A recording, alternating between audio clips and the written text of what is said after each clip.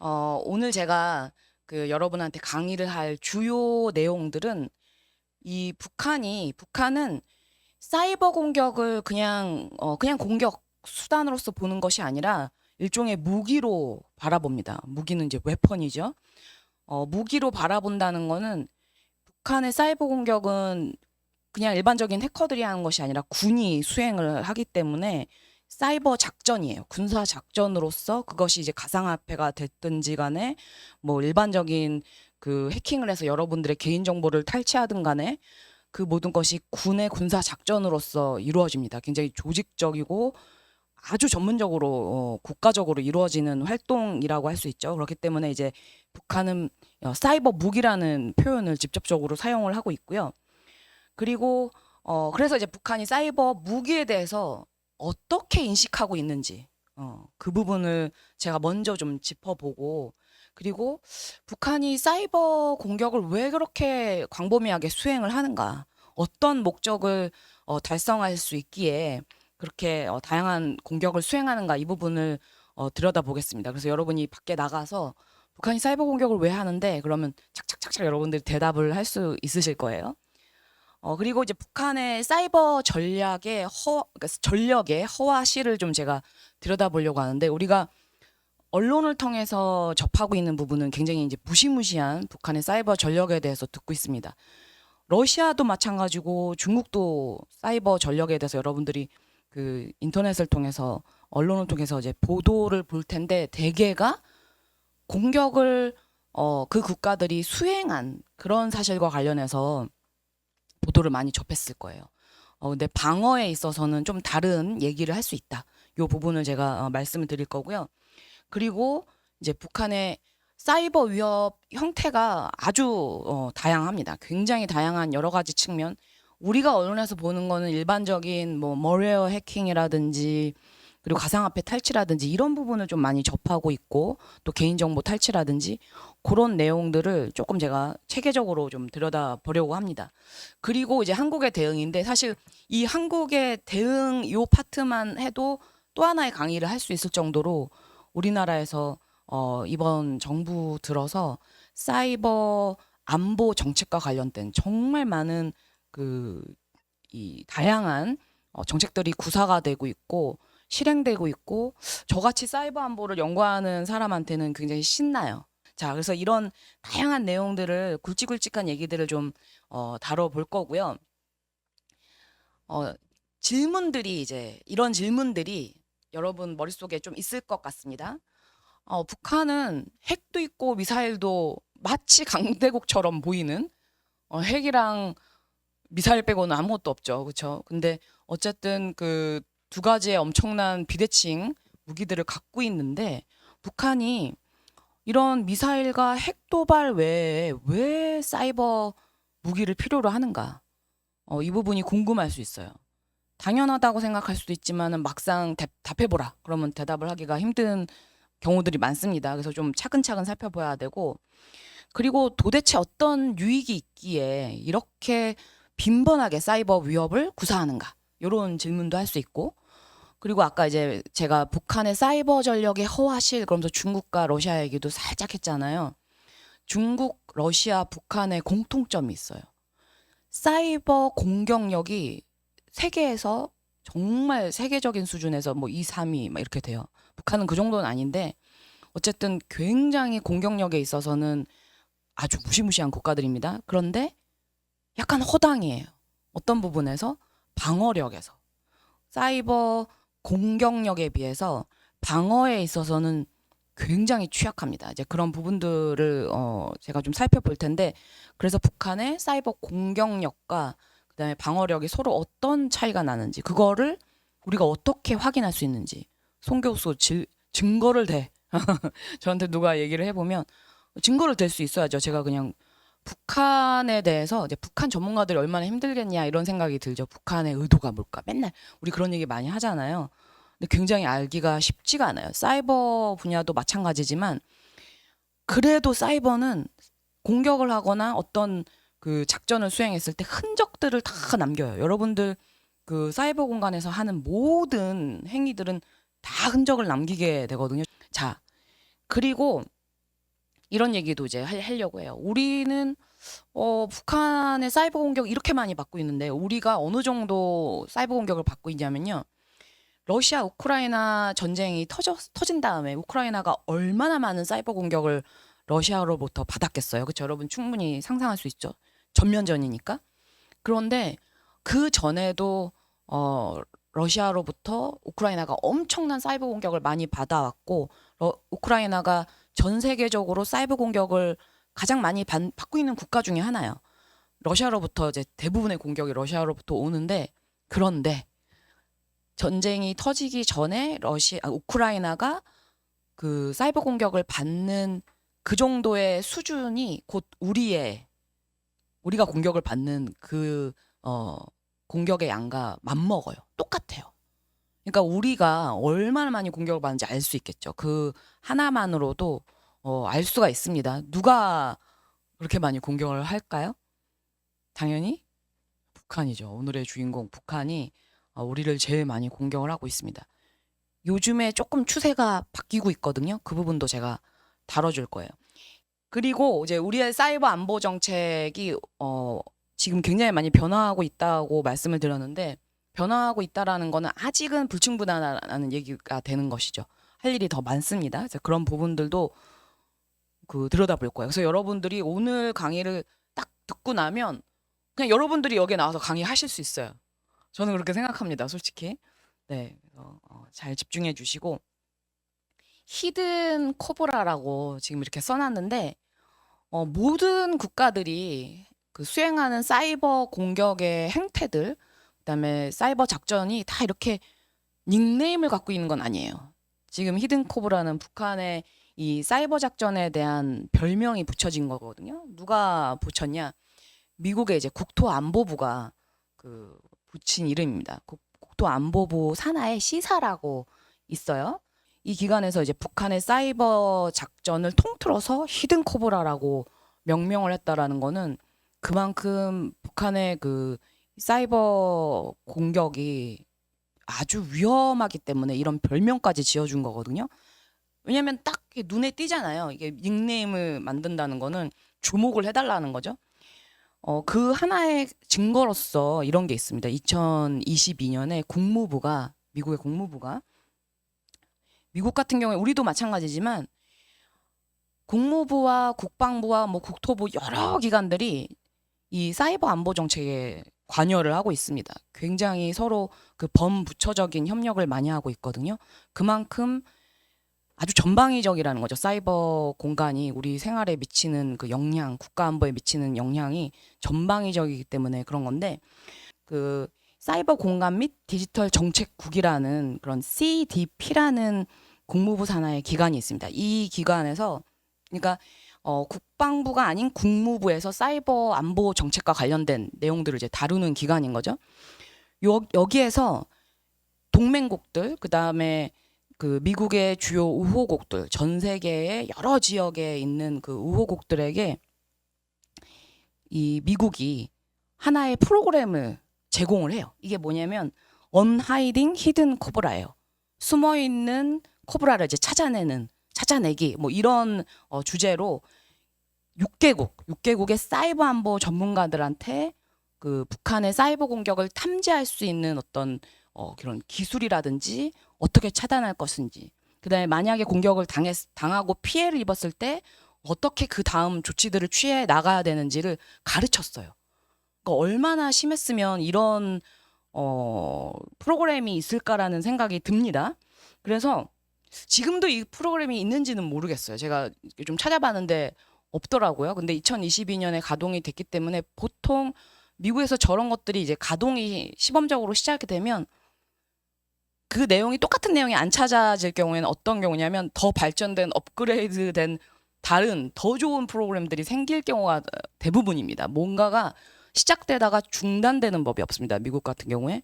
그래서 아마도 다른 프로그램도 있을 것 같은데 북한이 여러분 사이버 무기를 어떻게 보는가, 사이버 공격에 대해서 어떻게 보는가. 지금 제가 이제 그림 하나를 가지고 왔잖아요. 뭐예요? 몰라요? 영화 안 봐요? 반지의 제왕의 누구죠? 골룸이잖아요. 아니 골룸 씨를 몰라요, 여러분? 기억하기 되게 쉬운 얼굴인데 이 골룸 씨가 반지를 볼 때마다 하는 말이 뭐예요? 그렇죠. My Precious라고 하죠. 북한이 사이버 무기에 대해서 생각하는 마음이 바로 그겁니다. My Precious 이렇게 보고 있습니다. 왜 그러냐? 그 오른쪽에 어 미국인지 영국인지 지금 제가 까먹었는데 이 북한의 사이버 무기에 대한 시각, 그다음에 사이버 작전 활동에 대해서 정리를 해놓은 책이 옛날에 발간이 됐어요. 이런 책들이 어, 이 사이버 안보 분야에서는 저렇게 책들을 하나 발간하잖아요. 그냥 기록용이라는 생각이 들어요. 왜냐하면 시간이 조금만 지나면 몇 달만 지나도 확확 바뀌거든요. 안 읽게 돼요.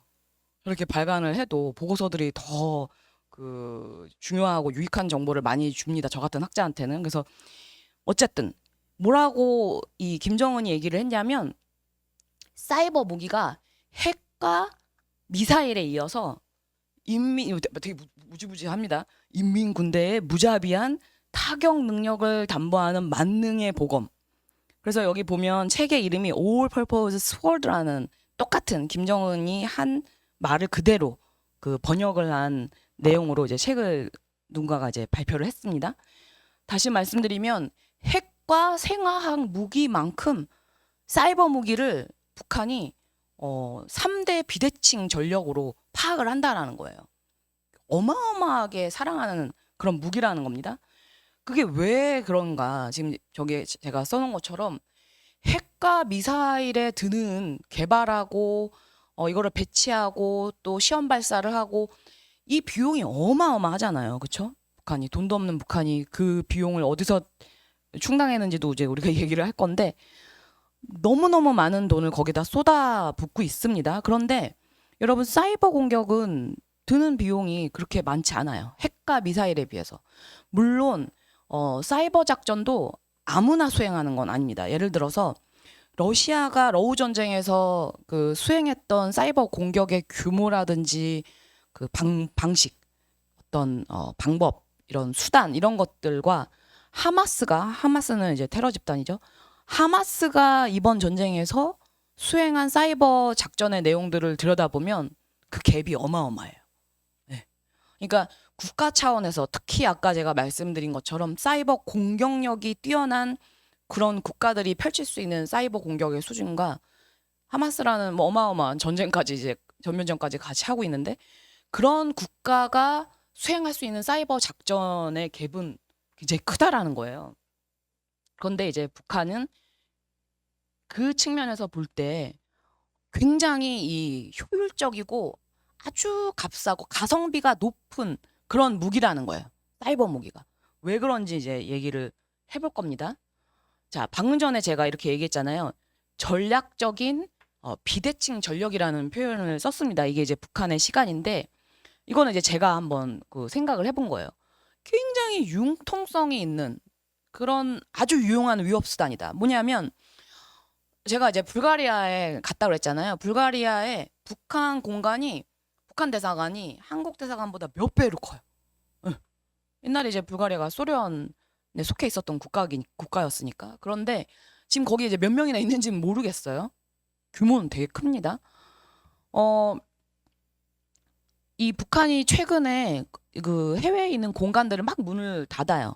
왜 그래요? 돈이 없기 때문이죠. 돈이 없고 이제 해외 공간들을 운영하는 그 비용들이 이제 국가 예산이 부족하고 그리고 북한에 대한 이제 적대적인 분위기 때문에 북한이 철수하고 뭐 이런 경우가 많겠죠. 이 얘기는 뭐냐면 해외 공간들이 나가 있는 건 그 지역에서의 자국민들을 보호하고 지원하고 이런 역할을 하겠죠. 근데 북한의 주민들이 뭐 해외에 얼마나 나가 있습니까? 그렇죠? 그거를 생각해 보면 어떤 그 비용 측면에서 철수하는 부분도 분명히 있기는 할 거예요. 그런데 해외 공간이 수행하는 가장 중요한 역할 중에 하나는 그 국가에서의 다양한 정보들을 수집하는 활동이에요. 예. 그게 굉장히 중요합니다. 그런데 북한처럼 공간들을 막 문을 닫아야 되는 이런 국가는 일단 국제적으로 고립도 되어 있고 공간도 문을 닫아야 돼요. 그러면 정상적인 외교적인 채널을 가동하기가 쉽지가 않아요. 여러분, 제가 그 이제 외교부에 대해서 되게 자랑스러운 부분이 뭐냐면 뭐 다른 부처들도 자랑스럽지만 제가 공무원이라서 그런 건 아닙니다. 제가 공무원증 이렇게 달고 왔는데 외교부가 어떤 그 국제적인 회의를 하게 단지 아주 작은 회의를 하게 된다든지 뭘 하든지 간에 굉장히 커뮤니케이션 채널이 좋아요. 외교부니까 그렇죠. 그러니까 어떤 주제가 나오든지 이게 어떤 상업적인, 경제적인 우리의 그 어떤 경제적인 투자 뭐 요런 내용에 관련된 것이든 이게 군사 안보에 대한 것이든 그 뭐 문화 교류에 대한 것이든 외교부가 투입이 되면 굉장히 행사가 매끄럽고 그다음에 굉장히 고급져요. 모든 분위기가 고급지고 굉장히 중요한 사람들이 옵니다. 그건 다 정보력이 뒷받침이 되기 때문이거든요. 근데 북한은 그런 행사를 해보라고 해도 못할 거야 아마. 정상적인 외교적인 채널을 갖고 있기 때문에 정보를 해외에서 수집하는 능력이 아주 제한이 되어 있습니다. 그런 차원에서 이 사이버 공격은 뭘 할 수가 있어? 해킹을 해서 정보를 탈취할 수가 있죠. 요 기능이 엄청나게 북한에게 중요한 그런 수단이 정보를 수집하는 수단이 되는 거죠. 자, 이 부분은 이제 들여다보면 계속 제가 강의를 하면서 여러분들이 느낄 거예요. 정치적인 그러니까 북한이 적성국에 대해서 북한이 경쟁을 한다든지 혹은 적으로 생각하는 국가에 대해서 정치적으로도 위협할 수 있고 여러분 허위 조작 정보를 퍼뜨린다든지 심리전 활동들을 할 수가 있죠. 그리고 군사적인 우리의 뭐 방산 업체를 해킹한다든지 군 그 내부의 인터넷 시스템을 해킹한다든지 이런 내용들이 될 수가 있고 또 경제적인 피해, 가상화폐라든지 심리적인 피해 이런 것들을 즉각적으로 입힐 수가 있어요. 그러니까 시간을 두고 어디 한번 보자, 한번 건드리고 한 달, 두 달 뒤에 이 효과가 나오겠는가 이런 게 아니에요. 즉각적으로 오물풍선보다 더 빨리 그 피해를 입힐 수 있는 그런 위협 수단입니다. 그리고 평시에도 사용할 수 있고 전시에도 사용을 할 수가 있어요. 평시와 전시의 구분이 거의 무의미합니다. 우리 군의 사이버 작전이 평시와 전시의 구분이 있어요. 여러분 다 아시죠? 다 구분이 있는데, 그러니까 평시와 전시에 할 수 있는 행동들이 다 다릅니다. 그런데 이제 이런 체계가 사실 조금 이렇게 평시와 전시를 구분하지 않고 마음대로 악의적인 활동을 펼치는 북한을 상대하기에 불리한 측면이 없지 않아 있습니다. 그래서 평시에는 국정원이 담당을 하죠. 북한의 사이버 공격에 대해서. 우리의 국정원의 사이버 그 기술이 엄청나게 좋아요. 되게 많은 그 연구기관이나 또 사이버 보안기관에서 전 세계 국가들의 사이버 그 방위력, 어떤 사이버 능력, 사이버 역량에 대한 랭킹을 쫙 매겨요. 근데 한국이 5위 밖을 넘어가기가 쉽지 않아요. 그래서 제가 이제 외교원에 있잖아요. 전 세계에서 사이버 안보 이슈랑 관련해서 한국이랑 협력하고 싶어하는 그런 국가에서 많이 오십니다. 자, 국내에서도 이 북한이 공격을 할 수가 있고 또 국외에서도 당연히 공격할 수가 있죠. 그 만약에 어떤 수치상으로 중국 쪽에서 우리한테 사이버 공격이 온다. 이게 중국 해커들이 그렇게 공격을 수행했는지 북한이 했는지 알 수가 없어요. 그건 알 수가 없는 거예요. 이제 그런 부분들이 이런 것들을 분별하는 작업이 굉장히 관건이에요. 저같이 이제 사이버 안보를 연구하는 사람들이 제가 이 분야를 아주 열심히 파기 전에 항상 주변에 있는 이제 교수님들이나 사이버 안보 전문가들한테 누가 누구를 제일 많이 공격해요? 우리는 누구로부터 공격을 많이 받아요? 우리는 공격을 하나요? 막 맨날 이런 질문들을 했어요. 그게 너무 궁금했던 거예요. 근데 다들 이제 대답을 못 하시는 거예요. 그분들의 이제 전문성이 부족해서가 아니라 정보가 너무 없어요. 그래서 보안 회사에서 좀 굵직굵직한 보안 회사, 특히 뭐 구글이나 메타, 보안 회사는 아니죠. IT 기업이고 플랫폼 기업인데 요런 기업들이 사이버 공간에서의 악의적인 활동에 의해서 가장 피해를 많이 받는 기업들이기도 하죠. 근데 동시에 뭐예요? 사이버 공간에서 일어나는 수많은 일들을 가장 잘 아는 기업이 구글, 메타 이런 기업들이에요. 그래서 요런 기업들이 내는 그 발간하는 보고서들이 있거든요. 사이버 공간에서 어떤 악의적인 활동이 있는지 이런 것들을 많이 발간하고 이 기업들은 여러분 지금 거의 방산 기업과 다름이 없습니다. 민간 군사 기업과 다르지 않아요. 보고서만 발간하는 게 아니라 직접적인 그 작전을 수행하기도 합니다. 자기들의 이제 플랫폼 정책을 어기는 그런 뭐 해커나 악의적인 활동을 하는 그런 개인에 대해서 뭐 예를 들어서 뭐 가짜 계정을 폐쇄를 한다든지 또 바이러스가 숨겨져 있는 그런 웹사이트를 테이크다운 폐쇄를 해버린다든지 이런 활동들을 하거든요. 그래서 그런 정보들을 통해서 이제 북한의 그 다양한 공격의 어떤 증거들을 수집을 하고 어떤 행위를 했는지 보고서들이 쭉 나와요. 그래서 제가 오늘 가지고 온 내용들은 그런 보고서들의 중요한 내용들이 많이 담겨져 있습니다. 그래서 국내와 국외 모든 곳에서 작전을 수행할 수가 있고 그리고 은밀하게 선제적으로 여러분 이 세상에서 제일 무서운 공격이 선제 공격이잖아요. 그렇죠? 굉장히 선제적으로 공격을 수행하기 때문에 항상 어떤 일들이 일어나면 뭐 법원 그 여러 가지 행정 자료들이 털렸다 이런 보도가 났잖아요. 다들 누가 한 거야 이제 궁금해하죠. 그러니까 저 같은 사람은 이제 알고 있는 거죠. 짐작을 할 수 있는 거죠. 경제적인 자구 수단이라는 거는 이제 여러분들이 많이 언론에서 접했던 그 부분이에요. 해킹을 해서 모은 돈으로 딱 어디에 쏟냐? 북한 주민들을 먹여 살리는데 전혀 돈을 사용하지 않죠. 김정은만 살이 찌잖아요. 그것만 봐도 우리가 알 수가 있어요, 여러분. 예? 다 이 핵과 미사일 개발에만 투자가 됩니다. 북한이 사이버 위협을 왜 구사하는가? 얼마나 아까 all purpose sword라는 표현이 나왔는데 이 적성국들의 국가 기능을 마비시키는 거. 여러분 러시아 우크라이나 전쟁의 사이버전에 대해서 제가 강의를 정말 많이 하고 그 강의를 사실 요거보다 더 재밌어 해요, 제가. 근데 왜냐면 굉장히 재밌는 포인트들이 많아요. 전쟁이니까. 그런데 이 전쟁에서 이번 러시아 우크라이나 전쟁에서 러시아가 우크라이나를 공격하자마자 전쟁이 시작되자마자 제일 먼저 공격한 게 뭐였어요? 방송, 미디어, 인터넷 시스템이었어요. 그러니까 군의 그 지휘 통제를 마비시킬 수 있는 그 다음에 국민들에 대해서 국가가 여러분 이렇게 행동하십시오 이런 메시지를 전달할 수 있는 채널을 제일 먼저 파괴를 시킨 거예요. 그런 활동들을 평시에도 북한은 할 수가 있다라는 것이죠. 그리고 이 상대국의 군사작전을 방해한다.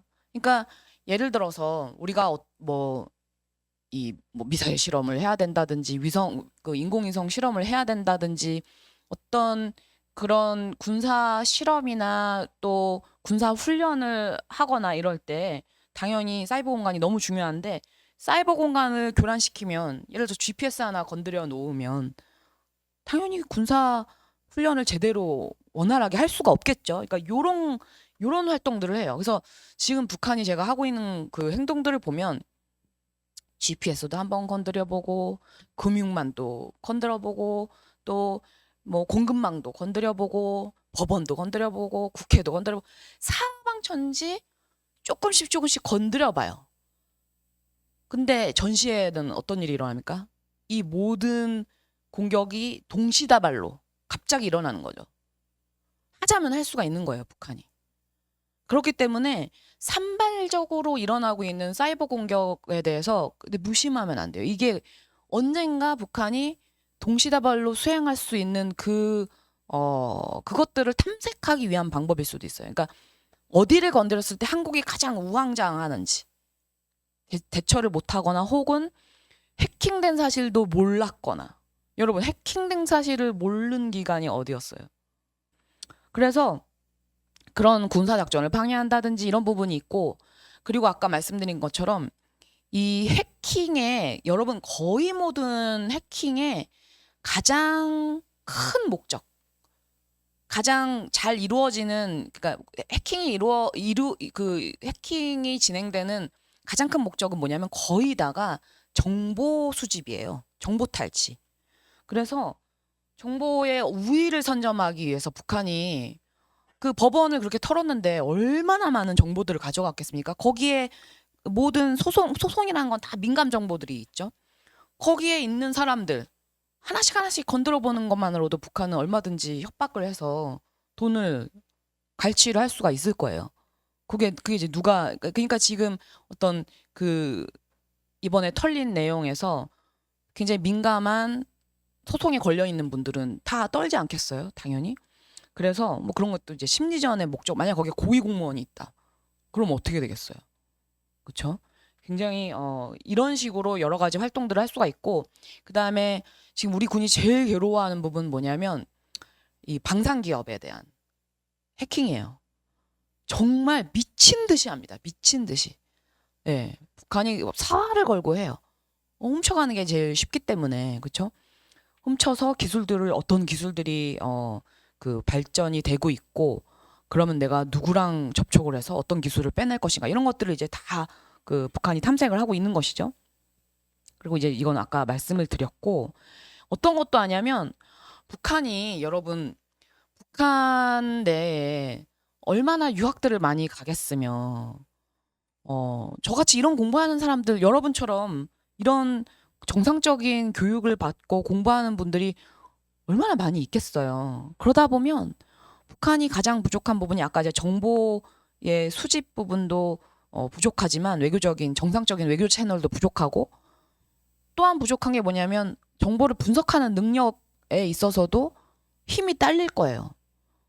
이 이상한 짓들을 하는 게 다, 그러니까 저는 뭐 김여정도 그렇고 굉장히 막 경기를 일으키는 식의 막 히스테릭한 이런 발언들을 많이 하잖아요. 굉장히 이상해요. 그러니까 저렇게 말하는 게 무슨 도움이 된다고 저렇게 하는가, 이런 생각이 들 때가 있는데, 어떨 때는 뭔가 이게 교육 수준이나 이런 게 다 딸려서 그런가, 막 이런 생각도 들어요. 그런 생각도 들거든요. 여러분, 교육을 많이 받으면 표정도 다릅니다. 그러니까 여러분, 어린이들 보세요. 우리가 어린이들이 교육 수준이 낮다고 말하는 게 아니에요. 여러분, 이게 자꾸 방송을 이렇게 녹음하니까 이런 데에서 이런 장난도 못해요. 여러분, 어린이 여러분, 절대 제가 그렇게 생각하지 않는데요. 어쨌든 가방끈은 짧잖아요. 그런데 어린이들이 못하는 게 뭐냐면 감정을 못 숨겨요. 사람이 나이가 들고 교육 수준이 높아질수록 뭘 잘하냐면 자기의 감정을 잘 숨깁니다. 포커페이스가 잘 돼요. 북한이 어떤 전문적인 그 엘리트층이라든지 수가 절대적으로 딸리고, 교육도 그렇고, 그래서 나타나는 결과가 뭐냐면 자기들이 앞으로 나아가야 될 방향을 한국의 전문가들한테 물어봐요.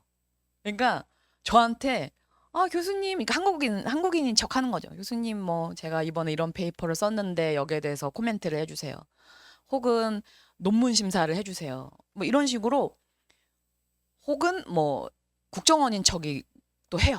그래서 저희가 이러이러한 그 내용으로 어떤 정책에 관심이 있는데 여기에 대해서 어떻게 생각하는지 교수님의 고견을 듣고 싶습니다. 그러면 뭐 사례금을 드리겠습니다. 뭐 이런 식으로 막 정보에 혈안이 돼 있어요. 그래서 이거에 꽤 성공을 많이 하거든요. 학자분들은 굉장히 오픈 마인드세요. 그리고 그렇게 사례가 없어도, 사례금이 없어도 기자들이라든지 전화가 이제 많이 오잖아요. 그러면 기꺼이 조언을 드리거든요. 이거를 이제 이용을 하는 거예요. 근데 저 같은 경우에 속겠어요, 안 속겠어요? 네, 한 분이 아주 열렬하게 딱 이렇게 감사합니다. 저 속지 않습니다. 절대로 속지 않습니다. 저는 정말 심지어는 체제 선전, 그 혹시 북한이 운영하는 유튜브 채널 보신 적 있어요? 보도는 많이 돼요. 보도는 많이 되는데 딱 개설을 하면 한국이 가만히 있지 않습니다. 막 그 유튜브에 얘기를 해가지고 테이크다운 시켜달라고, 예? 니네 플랫폼 정책을 어겼다 이러면서 그런 활동을 많이 해요. 그런데 옛날에는 북한이 굉장히 자극적인 뭐 그 핵무기, 이런 아주 전쟁에 관련된 굉장히 위협적인 내용을 담은 그런 동영상들을 많이 제작을 했거든요. 근데 그런 걸 만들면 우리 정부가 굳이 얘기 안 해도 그 플랫폼 기업들이 자기들의 그 플랫폼 정책에 근거를 해서 폐쇄를 시켜버려요. 계정도 삭제를 시켜버리고, 이런 일을 이제 북한이 계속 경험을 하는 거예요. 기껏 멋있게 만들어서 올려놨는데 막 테이크다운 당하고, 그러니까 체제 선전 효과를 이제 보지도 못하고 이런 조치를 당하죠. 그러니까 어떻게 전략을 바꿨냐면 대학생 여성 요런, 혹은 좀 더 젊은 층의, 그러니까 굉장히 좋은 이미지의 일상적인 그 삶을 보여줄 수 있는, 영어를 잘 구사하는 요런 친구들을 통해서 이제 이 동영상들을 많이 만들어요. 제가 들어가서 보려고 해도 볼 수가 없어요. 이미 우리나라에서 다 조치를 취해갖고 볼 수가 없는데, 그 어떤 이제 대사님께서 그런 말씀을 들으셨대요.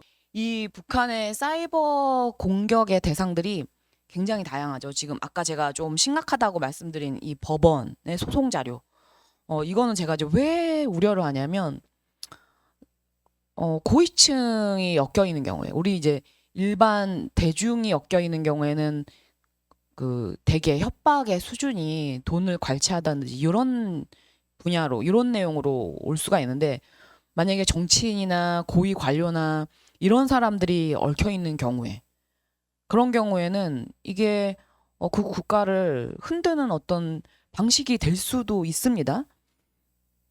고위공무원들이 혹은 주요한 위치에 있는 분들이 북한으로부터 협박을 받는다고 생각을 해보세요.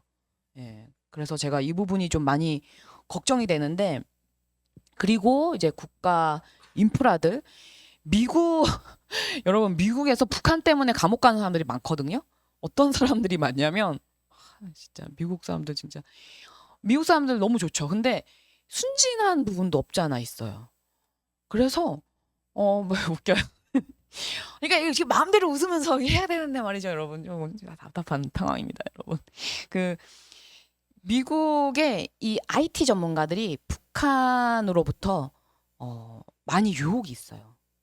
그래서 이제 북한이 이 해킹을 한다든지 혹은 가상화폐를 턴다든지 이럴 때는 IT 기업이랑 공모도 해야 되고, 심지어는 뭐 범죄 조직, 카지노, 예? 이런 조직들하고도 협업을 해야 될 때가 있거든요. 여기에 협업을 하게 되면 다 이제 감옥 가는 거예요. 그래서 북한 때문에 감옥 가는 미국 사람들이 정말로 많습니다. 미국 해커 지금 3명 체포됐다고 그러잖아요. 이 3명 정도가 아니고 정말로 많아요. 그 다음에 이제 산업계, 북한이 IT 기업, 방산, 항공, 우주 너무 많아요. 전 세계적으로 이스라엘도 공격을 받거든요. 그러니까 우리가 생각했을 때 좀 뜬금없는, 뭐 북한이랑 아무런 관련이 없을 것 같은 국가도, 이런 기술들이 발전돼 있는 국가들은 다 북한한테 이제 털리는 시도를 당한다라는 거죠. 그리고 굉장히 공급망이 복잡하잖아요. 그렇죠?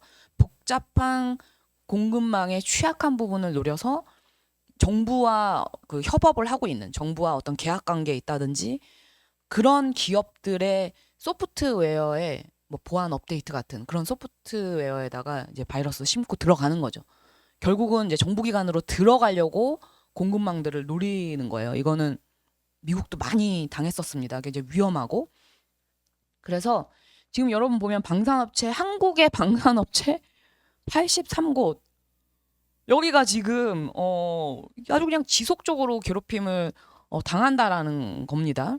그리고 이제 가상 자산에 대한 부분인데, 이제 확산 금융이라는 말이 나올 정도예요. 북한 같은 국가 때문에 이 대량 살상 무기를 그 개발하고 생산하는 데에 사용되는 그런 이제 돈들이 있잖아요. 이 돈들을 움직이는 금융 활동을 확산 금융이라고 부릅니다. 이 밖에도 많은 개인 정보들을 탈취할 수 있는 노다지 같은 곳이 어디예요? 병원. 네? 병원 예를 들어서 이것도 만약 여기 고위층이 섞인다고 생각을 해보세요. 네? 신체적으로 어떤 약점이 있는 걸 숨기고 싶거나, 어떤 병, 막 남이 들으면 뭐야, 뭐 이런 병들이 있다고 생각해요. 이런 것들을 밝혀서 또 위협도 할 수가 있는 겁니다. 병원 마음대로 갈 수도 없는 거예요, 여러분. 병원, 교육기관, 여러분 막 흑역사가 있는 어떤 성적표를 깐다고 생각을 해보세요. 뭐 이런 유치한 그 공격은 안 하겠지만 어쨌든. 그리고 미디어인데요. 미디어가 왜 중요하냐면, 그 2022년 초에도 그랬는데 북한이 우리나라의 주요 언론 매체에 미디어 업체들의 그 서버를 공격을 했어요. 서버를 공격했다는 건 서버로 들어갈 수 있다라는 거거든요. 그 얘기는 뭐냐면 북한이 마음만 먹으면 어떤 특정 언론 매체에 가짜 뉴스 하나 심는 거는 일도 아니라는 거예요. 그 짓을 하지는 않았어요. 대신 어떤 걸 했냐면 네이버 그 웹사이트를 실시간으로 복제하고 뭐 이런 걸 했죠. 더 어려울 것 같지 않아요? 그러니까 그런 활동들을 이 생성형 AI의 도움을 받아서 북한이 하고 있는데, 이번 선거에도 선거 직전 한 2개월 전에 북한이 대형 여론조사 업체를 이제 공격하기도 했습니다. 이런 업체들이 당연히 중요하겠죠. 이제 대선을 예측하는 데 있어서 아주 많은 정보들을 갖고 있기 때문에 북한이 알고 싶었나 보죠, 미리. 여기 보면 이 여론 많이 들어봤을 거예요. 영어로 적혀 있긴 한데 뭐 안다리엘이니 뭐 APT 뭐 숫자들 막 붙여 나가요. 심각한 애들이에요, 얘네들. 킴수키도 있고 라자루스 그룹도 있는데 얘네들이 주로 담당하는 전문 분야들이 있어요. 라자루스 그룹은 여러분 가상화폐 털기로 유명하잖아요. 그거 많이 이렇게 들으셨을 것 같아요. 굉장히 유명한 그룹이고, 킴수키는 지금 보면 이제 초록색인데 가버먼트랑 여기 보면 NGO를 많이 털어요. 여기에서 나오는 NGO는 분명히 띵크탱크일 게 뻔합니다. 그리고 국립외교원도 저기에, 우리는 NGO가 아닌데 우리는 이제 가버먼트지만 뭐 민간 그 연구원들 이런 데도 이제 많이 털겠죠.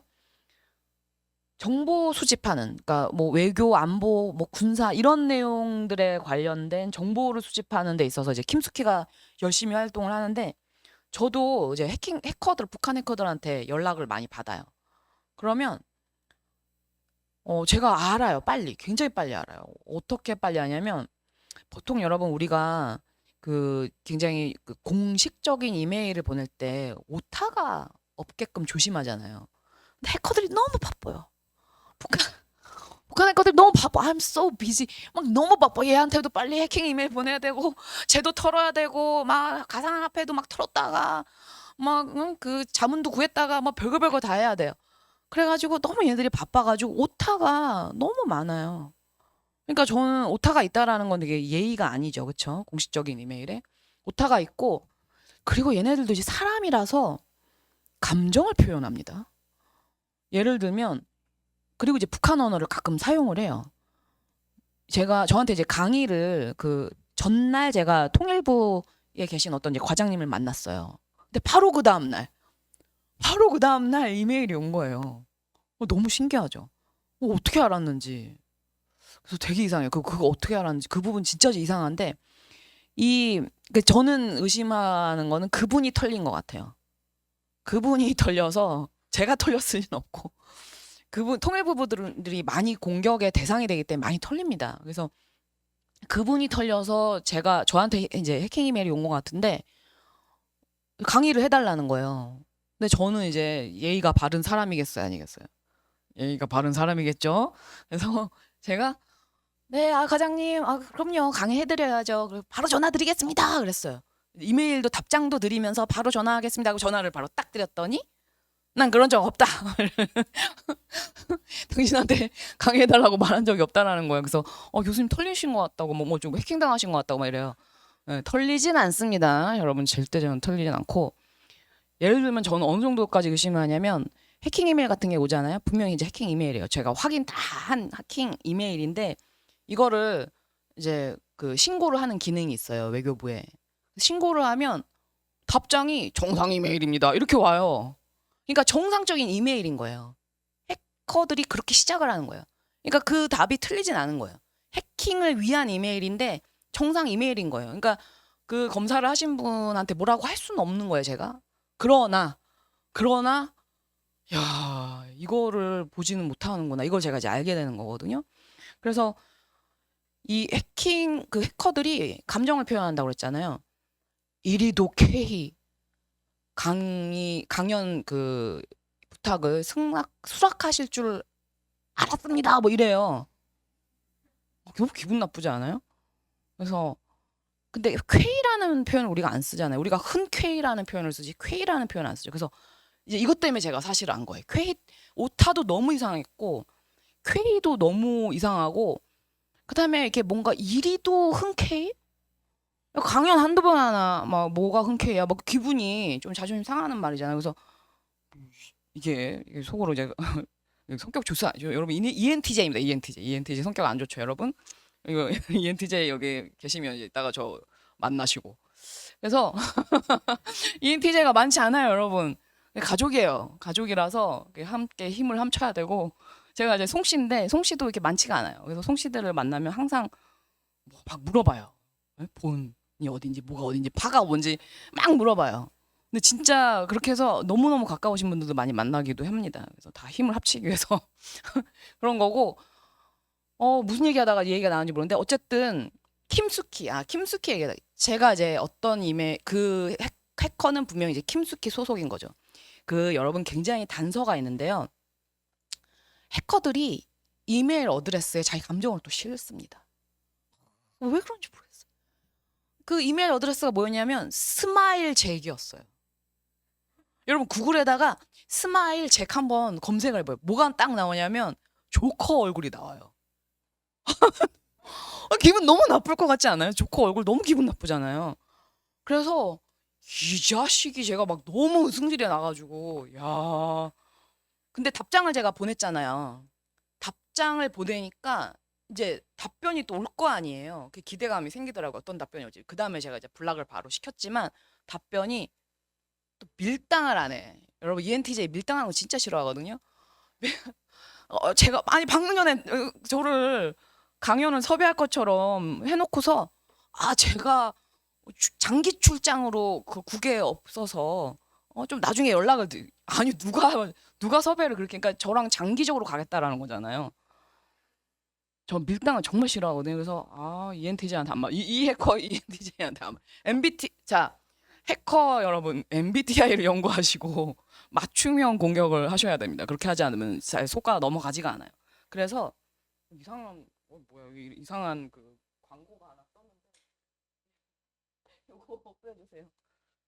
자, 컵소리 제가 너무 장난 많이 쳐갖고 저런 거 정신 차리라고 누가 올렸나 봐요. 그런데 여러분 이렇게 분담이 이루어졌었거든요. 근데 요즘에는 킴스키고 뭐고 간에 같이 합동 작전을 많이 펼쳐요. 그 이유에 대해서도 제가 말씀드리겠습니다. 자, 2009년에서 2023년이면 굉장히 긴 기간이잖아요. 이 기간 동안 북한의 사이버 공격의 그 형태가 무엇이었는지 이 외국의 이제 리콜 퓨처라는 그런 보안 회사에서 조사를 했어요. 그랬는데 에스피어나지 그러니까 스파이 활동이 지금 financially motivated 돼 있잖아요. 이게 뭐냐면은 그 가상화폐 탈취에 대한 부분이거든요. 북한이 전 세계 1위입니다. 1위예요. 그런데 가상화폐 탈취 그렇게 우리가 언론에서 많이 접하는데 그것보다 몇 배? 3배에 육박하는 활동이 사이버 에스피어나지, 사이버 첩보 활동에 북한이 열을 올리고 있다라는 거예요. 이걸 보면 여러분 뭘 알 수 있냐? 북한이 정말로 뭐에 목마릅니까? 인포메이션, 정보에 목마르고 이거는 다시 뒤집어서 말하면 정보 문제가 심각하구나. 그러니까 이 고립되어 있고 국제사회로부터 고립되어 있고 인터넷도 자기들끼리 쓰는 그 내부에서 쓰는 인터넷 따로 있죠. 국가 자체가 전반적으로 인텔리전스가 딸리는 거예요. 이 말 들으면 정말 기분 나쁠 것 같아요. 네? 이걸 만약 김현정이 저한테도 막 욕을 할 것 같은데 지지 않습니다, 제가. 네? 인텔리전스가 너무 딸려가지고 너무 사이버 첩보 활동을 너무 많이 하고 뭐 디스트럭티브 이런 건 뭐냐면 디도스 공격 여러분 모든 사이버 공격 중에서 제일 저급한 공격입니다. 여러분도 할 수 있어요. 만약에 여러분이 저를 사이버 공격하고 싶다. 여러분보다 아주 더 많은 수의 사람들이 혹은 봇을 이용해서 이거 AI 알고리즘을 이용해서 저한테 계속 보내는 거죠. 뭔가를 제가 만약에 웹사이트라고 치면 그러면 마비가 되겠죠. 그러니까 일종의 트래픽 잼을 일으키는 거예요. 교통 체증을 일으켜서 그 웹사이트를 사용하지 못하게 만드는데 이제 그런 활동들은 그런 형태의 사이버 공격은 어때요? 굉장히 파괴적이긴 하죠.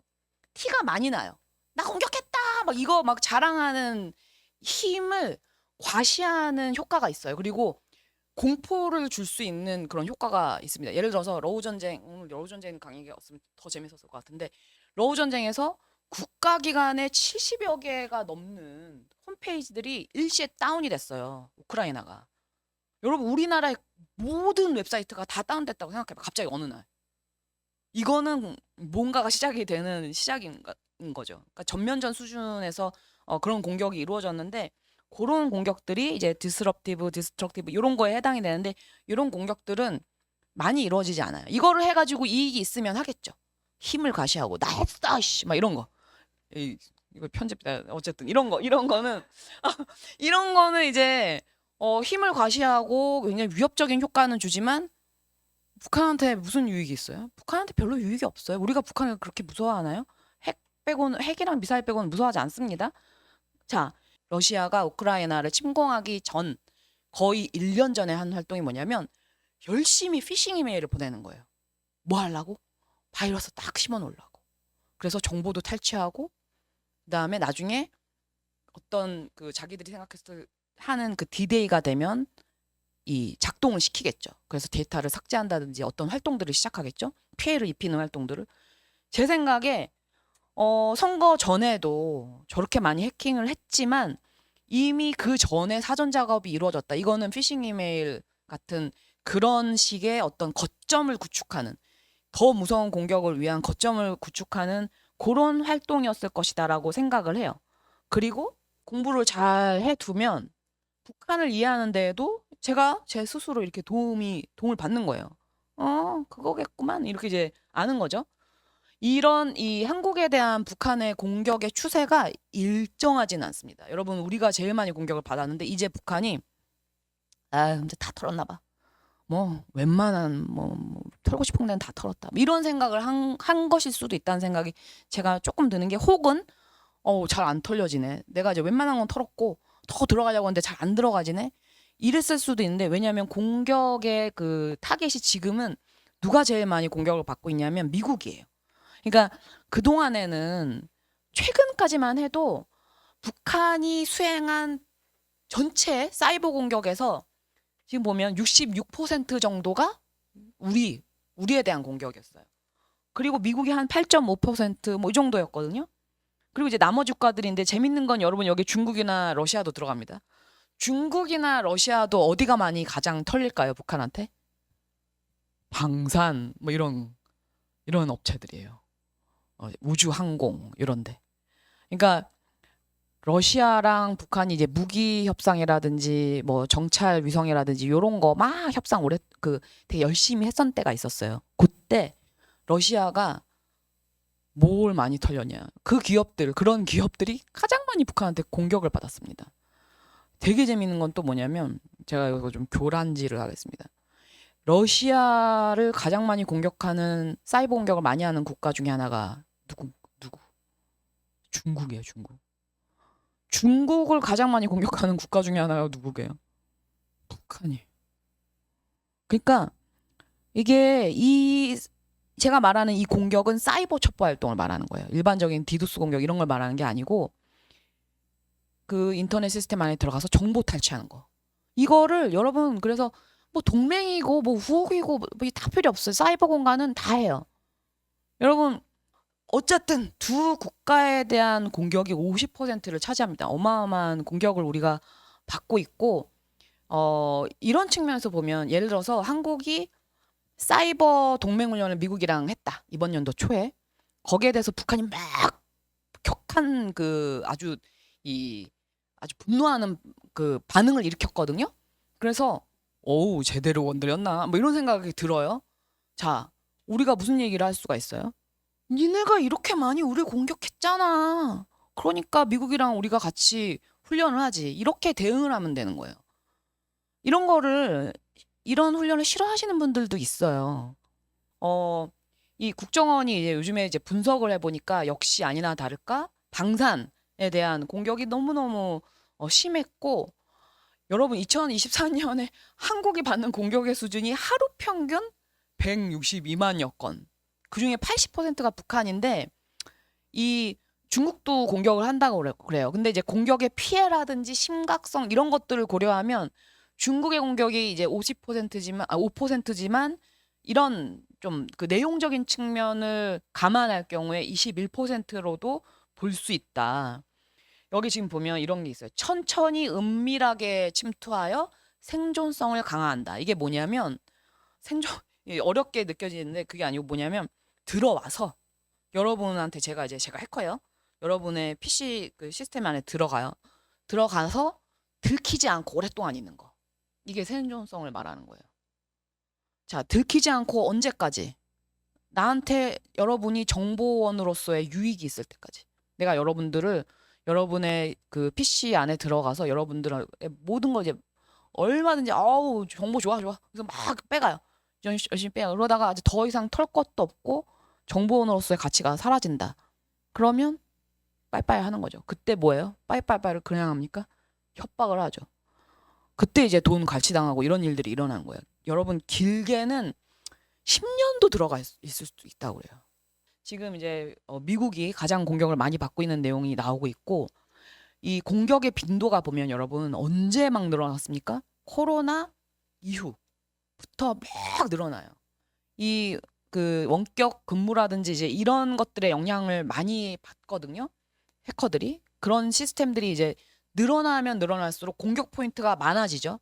그다음에 전쟁 와중에 떼돈 버는 것들이 해커예요. 왜냐하면 전쟁이 일어나면 사회가 혼란합니다. 막 이상한 정보들이 난무를 해요. 그렇거든요. 그러면 그 정보 속에다가 해킹 프로그램 이제 심어놓고 이런 활동들을 하는 겁니다. 그래서 여러분 보면 2022년에 정말 심했죠. 저게 뭐냐면 가상화폐 탈취예요. 정말 심했어요. 근데 왜 갑자기 2023년에 확 줄었냐? 아까 제가 무슨 얘기를 했습니까?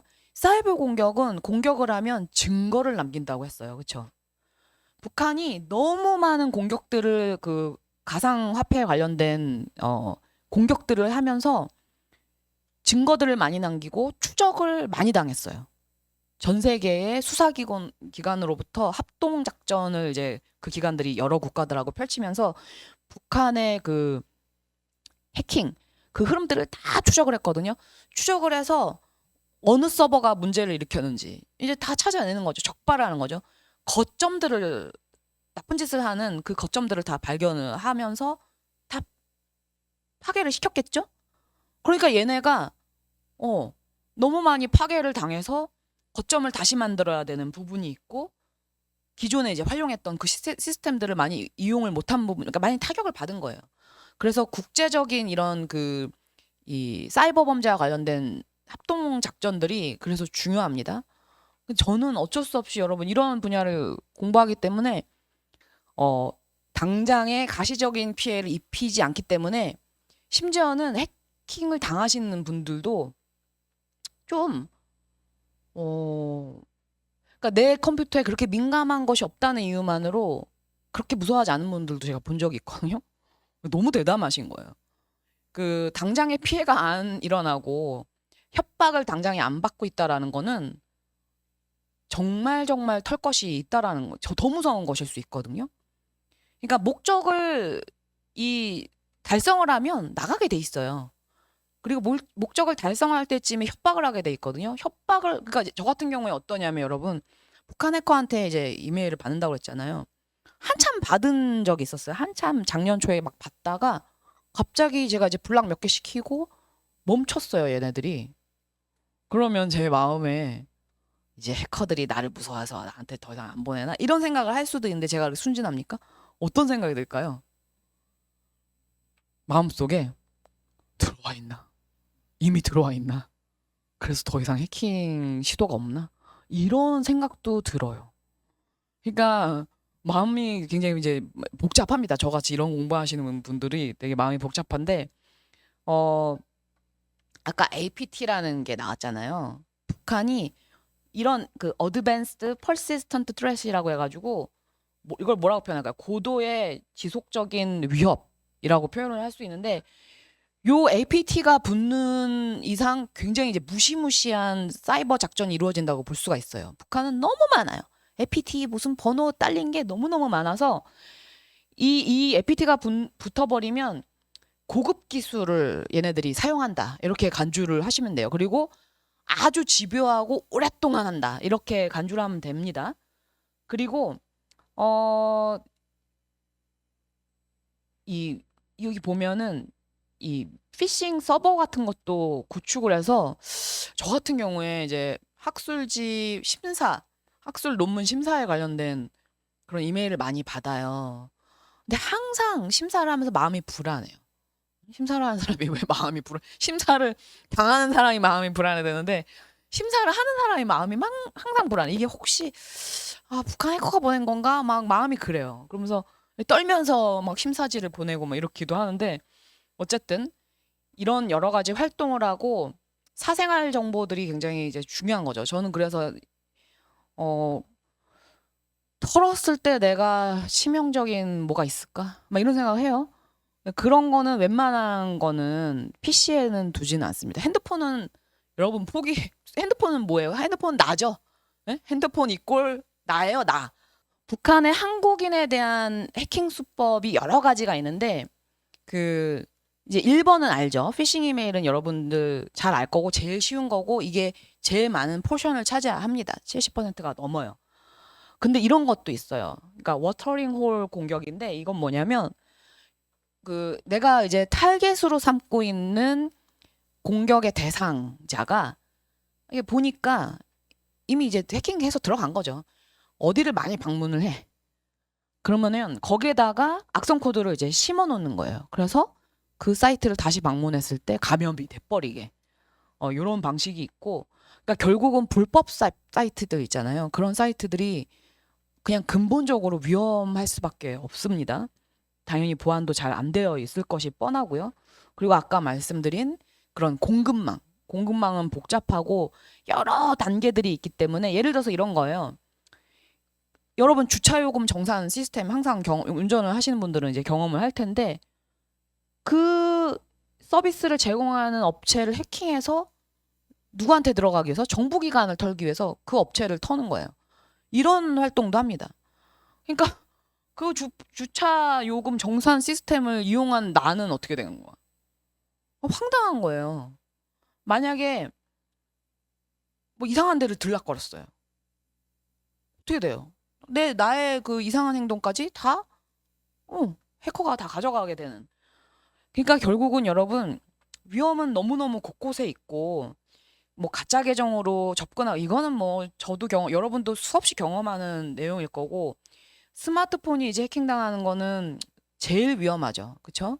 여러분들의 모든 음성 녹음 그 통화가 다 녹취될 수가 있고 GPS 추적당하고 별거 다 당할 수가 있기 때문에 이제 스마트폰은 너무 중요한 거고 이 밑에 그 디지털 광고판 서버가 해킹되기도 합니다. 그래서 이상한 메시지들을 그 어린이 해커들, 막 중학생 해커들이 이렇게 올려놓기도 해요. 뭐 크크크 뭐 이러면서 그런 그러니까 해커들이 여러분 특징이 뭐냐면 자신들의 능력이 대단하잖아요. 와, 이런데도 내가 뚫고 들어가? 이런 이제 자부심이 있단 말이죠.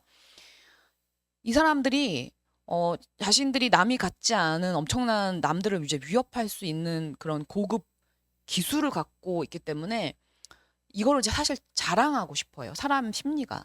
그리고 과시하고 싶어요. 그렇기 때문에 더 높은 목표를 설정해서 들어가는 경우가 있거든요. 얘네들의 이 그 과시욕을 분출할 수 있는 공간을 마련해 주는 거예요. 이걸 해결하는 방법 중에 하나가. 그래서 해킹 프로그램 대회라든지 이런 대회들 있잖아요. 그런데 가서 야 여기서 싸워. 여기서 너희들하고 비슷하고 똑같이 잘하는 애들끼리 한번 싸워봐. 그러면서 보통은 이런 대회를 여는 데가 IT 기업들이 열거든요. 그 이유가 뭘까? 생각을 그냥 생각을 해보면 이 김에 이제 우리를 터는 기법들을 알 수도 있고 해킹 기법의 추세도 그 행사를 연 기관이 알 수 있지 않을까요? 다 파악이 되겠죠? 그래서 그리고 이제 요런 뛰어난 그 해커 중에 기용할 만한 사람을 찾을 수도 있을 것 같아요. 근데 이제 왜냐면 이 친구들이 범죄자가 될 가능성이 되게 높거든요. 기술이 뛰어난데. 그런데 그렇게 되기 전에 발탁을 해버리는 그런 방법도 있습니다. 그래서 그런 대회들이 또 꽤 중요하고 지금 이제 여기서 보면 한미 연합 연습의 전투 모의실 요거를 이제 털기 위해서 결국은 요거를 통해서 또 지휘부에 들어가고 싶은 거겠죠. 그래서 어떻게 했냐면 이 게임 월게임 이거를 관리하는 이제 운영 업체 직원의 그 이메일을 이용을 합니다. 그렇게 해서 털려고 시도를 했었어요. 무슨 연말정산 이런 것들을 이용해서 털려고 했었는데 성공은 못했습니다. 그래서 아주 이 방산업 그러니까 저는 약간 이런 생각이 들어요. 내가 방산업체 직원이다.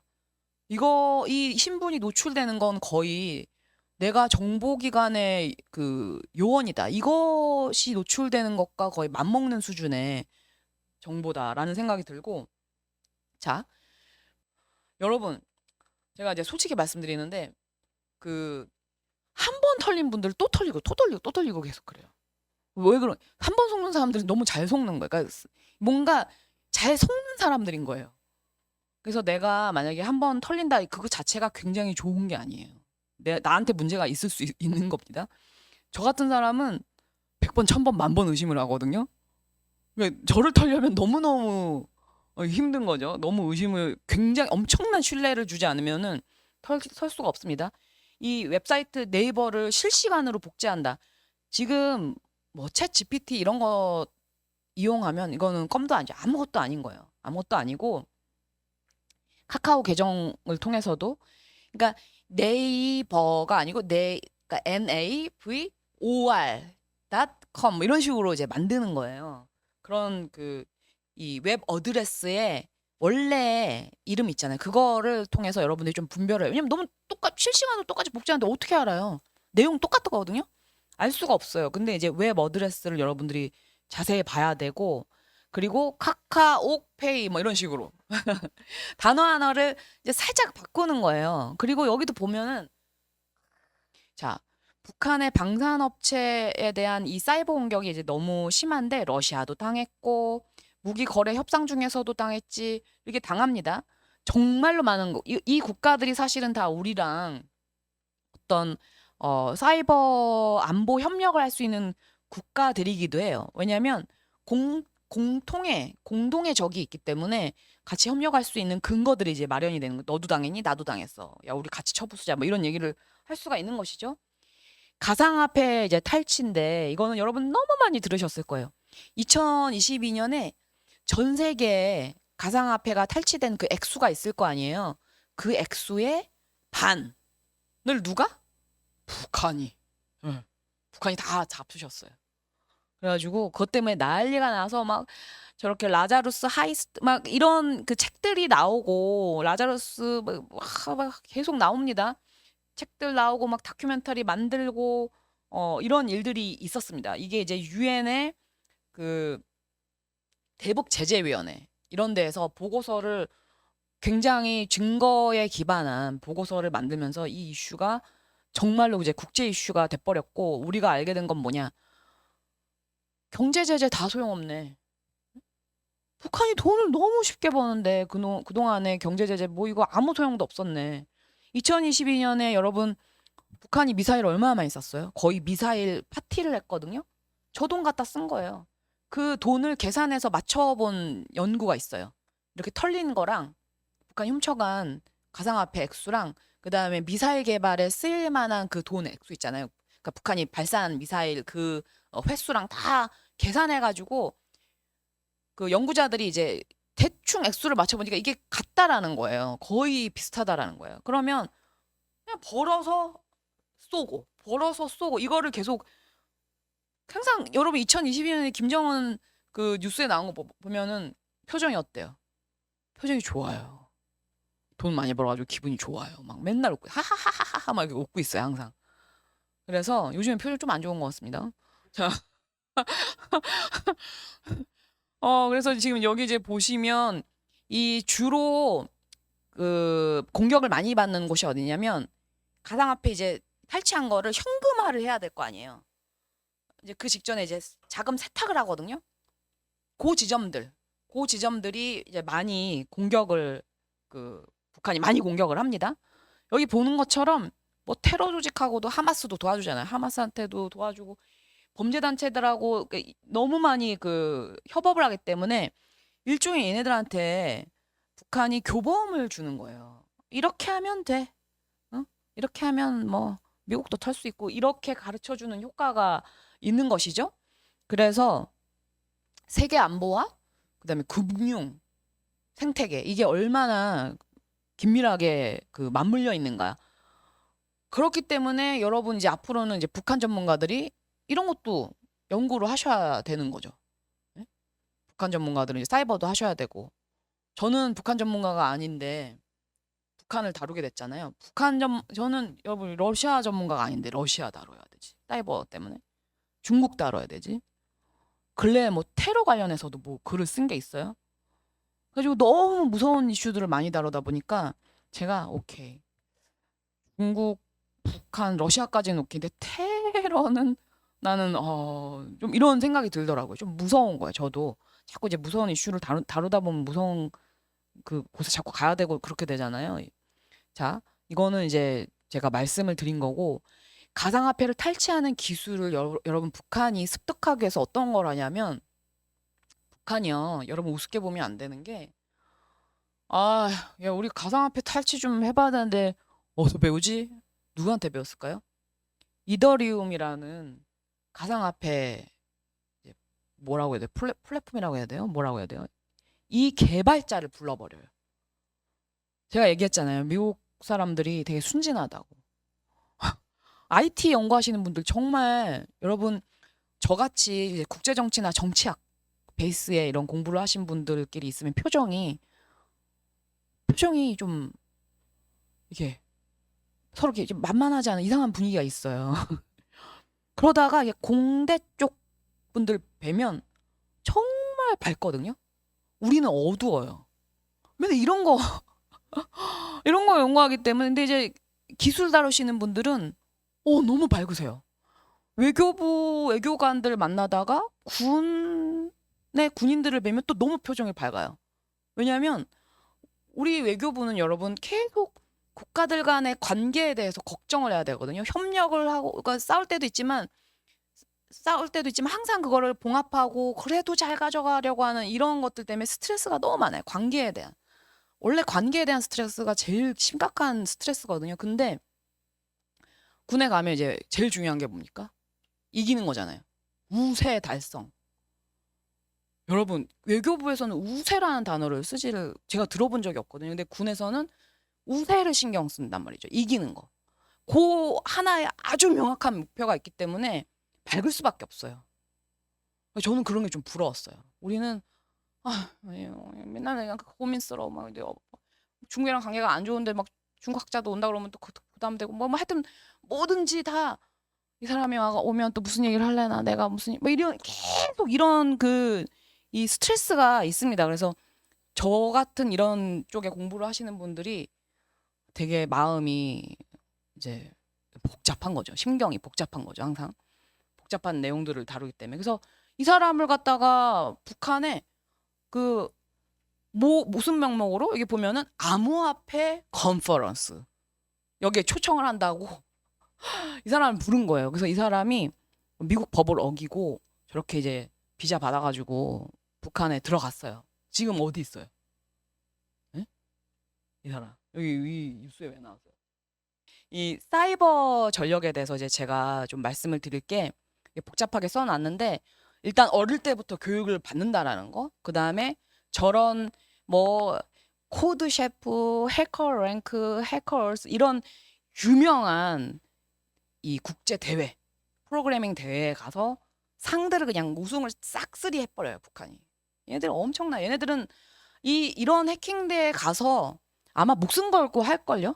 그러니까 벌써 전투력이 정신적인 전투력의 이 멘탈러티가 너무 다르기 때문에 그래서 이기는 이유도 기술이 좋아서 이기는 이유도 있겠지만 그런 부분이 있을 거고 그래서 얘네들이 그래서 북한 해커들이 굉장히 항상 화제가 돼요. 이런 대회에 나갔다 오면 야 막 사람들 자기들끼리 여기 나간 그 참여자들끼리 야 북한이 어쩌고 저쩌고 채팅방 같은 데 이제 들어가 보면 이런 데 저 이제 한번 들어가 보거든요. 그럼 채팅방 같은 게 있어요. 그러면 막 야 북한이 이런 기술 썼다더라 어쨌다더라 막 네, 이런 내용들이 나옵니다.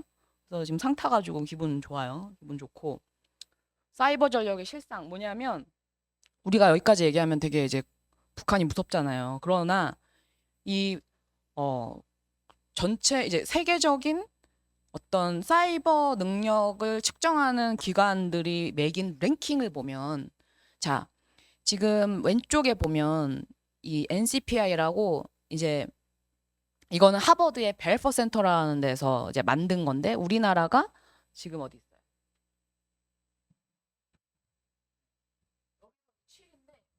제일 안 좋게 나온 게 이 정도예요. MIT 테크놀로지 리뷰에서는 3위로 나왔고요. 그다음에 지금 이게 로이에서 나온 여기 지금 4위로 나왔죠. 그러니까 거의 5위 밖을 나가기가 쉽지가 않은데 하버드 벨퍼 센터가 왜 우리에게 박하게 점수를 줬을까? 왜 그러냐면 여기는 뭐를 하냐면 사이버 자 지금 여기 3위 했죠. 이게 MIT 테크놀로지 리뷰에서 우리가 3위를 했습니다. 1위는 호주, 네덜란드. 우리랑 사이버 협력을 굉장히 그 하고 싶어하고 하고 있는 국가들이에요. 영국도 마찬가지고. 뭐냐면 이 잠깐만요. 이 슬라이드를 보시면 자 파이낸셜 그러니까 금융 그 사이버 자산들 훔쳐가는 능력이 capability 역량이 북한 DPRK 100이에요. 세계 1위입니다. 우리나라 그런 짓 안 하기 때문에 0이에요. 자, 여기 인텐트라고 써 있잖아요. 할 의지가 그렇게 할 의지가 있나? 이런 역량이 있는데 이 역량을 사용할 의지가 있는가? 이걸 가중치로 계산을 하는 거예요. 그래서 여기 보면 디펜스 있잖아요. 사이버 방어죠. 사이버 방어 능력이 우리나라나 북한이나 뭐 점수가 뭐 비슷해. 네? 그다음에 어펜스 공격 능력도 점수가 비슷해요. 뭐가 달라요? 인텐트에서 차이가 나는 거예요. 이 능력을 사용할 의지가 있는가? 하버드 베퍼 센터가 역량에다가 특정 분야에서의 사이버 역량에다가 곱하기 사용할 의지를 넣는 거예요. 그래서 나온 그 곱셈을 해서 나온 결과를 갖고 하기 때문에 우리가 점수가 내려갔는데 뭐 때문에 그랬냐? 어펜스 때문에 그래. 우리가 어펜스 공격을 사이버 공격을 할 수 있는 능력은 있는데 사용할 의지가 너무 적은 거예요. 그러니까 공격을 많이 안 한다는 거죠. 북한에 대해서. 그러니까 뭐냐면 이거는 다시 말하면 뭐냐면 자, 보통 사람들은 이것만 보고 뭐 그런가 보다 뭐 이럴 수 있어요. 근데 저 같은 사람은 이제 어떻게 얘기를 할 수 있냐면 북한한테 그렇게 공격을 받았는데 우리는 반격을 안 했네? 이렇게 되는 거예요. 그래서 우리의 사이버 능력이 이 공격 능력이 있는데 안 써서 점수가 낮아진 그런 부분이 있다. 그러니 여러분 사이버와 관련된 사이버 작전을 펼치는 군의 부서들이 또 혹은 뭐 국정원이든지 뭐 그런 기업이든지 얼마나 답답하겠어요. 능력이 있는데 이제 우리나라 법이 그렇게 안 돼 있기 때문에 사용을 할 수가 없는 거예요. 북한한테 그냥 계속 얻어 터지는 거예요. 계속 얻어 터지는데 공격력을 사용을 할 수 없게끔 돼 있어요. 답답한 부분입니다. 북한이 갑자기 여러분 2010년에서 2017년 사이에 북한이 사용하고 있는 인터넷 서비스가 중국 것만 사용을 했어요. 여기 보면은 차이나 유니컴이라는 회사의 인터넷 서비스를 사용을 했었거든요. 그런데 2017년에 갑자기 러시아의 인터넷 서비스를 도입을 하기 시작합니다. 왜 그랬냐? 이제 이게 관철이 된 거예요. 러시아로부터의 트래픽이 북한으로 이제 들어가는 게 이게 관찰이 된 건데 그 원인을 말씀을 드리면 뭐냐면 2016년에 북한이 이때도 미사일을 열심히 쐈습니다. 근데 8발을 쐈는데 7번이 실패를 했어요. 근데 이 실패의 이유를 미국의 사이버 작전 때문이다라고 얘기를 해요. 이게 레프터블 런치라는 거거든요. 그러니까 로켓이 이렇게 발사하는 이제 요 단계에서 그 부분 발사해서 상승해서 이제 이게 떨어질 거 아니에요. 근데 이 초기 부분에 공격을 하는 거예요. 사이버 공격을 해가지고 시스템을 교란시키는 것을 이제 레프터블 런치라고 그러거든요. 그런데 이 공격을 받아서 저렇게 실패를 했으니 자 인터넷망이 방어가 안 돼 있다라는 거잖아요. 그러니까 제가 아까 말씀드린 게 북한의 그 사이버 공격력은 뛰어나나 방어력은 굉장히 허당이다. 이거는 중국이나 러시아도 마찬가지예요. 러시아는 공격력이 세계 2위거든요. 근데 방어력은 10위권, 10위, 뭐 9위, 10위, 11위 뭐 이 중에 이 셋 중에 하나예요. 중국도 마찬가지입니다. 중국은 공격력이 3위예요. 근데 중국도 마찬가지예요. 그러니까 이거를 어떻게 해석해야 되냐? 어, 굉장히 공격에 초점을 둔 사이버 전력이 만들어져 있다. 권위주의 국가들이 공격에 더 관심이 있는 거죠. 방어는 여러분 사이버 보안이죠. 이제 방어는 보안인데 굉장히 비싸요. 그러니까 이 시스템을 구축하는 게 아주 돈이 많이 드는 작업입니다. 그래서 영세한 업체는 사이버 방어 능력이 없어요. 그런 프로그램이 깔려있지도 않고 그냥 한번 해킹 당하면 그냥 뭐 어디 터지면 어디 터지는 거예요. 그러니까 이 국가들이 방어하는 데 있어서는 그 많은 어떤 기업이라든지 국가기관에 있어서 그 정도의 프로그램을 갖고 있지 못하거나 투자를 못하고 있거나 뭔가 허술한 거죠. 그래서 이제 방어력은 좀 낮은데 2022년에 어떤 일이 있었냐? 아까는 이제 2016년에 그런 일을 당해서 러시아의 인터넷 서비스를 새로 들인 거잖아요. 그러니까 중국의 인터넷 서비스만을 못 믿은 거예요. 왜냐하면 공격을 받고 미사일도 발사가 실패를 했거니와 북한의 전역의 인터넷이 다 마비가 돼버렸거든요. 너무 엄청난 거예요. 그래서 2022년에 무슨 일이 있었냐면 1월에도 그렇고 10월은 이제 우리 그 한미 군사훈련이 있었을 때도 그렇고 북한이 계속 공격을 했어요. 뭐 북한이 공격을 한 게 아니라 미사일을 쏘면 미사일을 한참 쏘고 있는 그 기간에 북한이 미국의 사이버 사령부로부터 디도스 공격을 받아요. 디도스 공격을 받으면서 북한 전체의 그 인터넷 서비스들이 다 마비가 되고 그리고 지금 우리가 알고 있는 이제 주요한 웹사이트들 있잖아요. 조선중앙통신이라든지 이런 모든 그 웹사이트들이 다 폐쇄가 다 테이크다운이 돼버립니다. 그래서 이런 일들을 그 반복적으로 경험하는 북한을 보면서 와 방어력은 정말 너무너무 취약하구나. 이거를 우리가 간접적으로 알 수가 있습니다. 시간이 이제 많이 남지가 않아서 제가 이거를 좀 빨리 한 5분 정도 커버를 하고 여러분한테 질문을 좀 받아야 되겠는데요. 많이 졸릴 것 같기도 하고 여러분 약간 이제 아까랑 표정이 좀 다릅니다.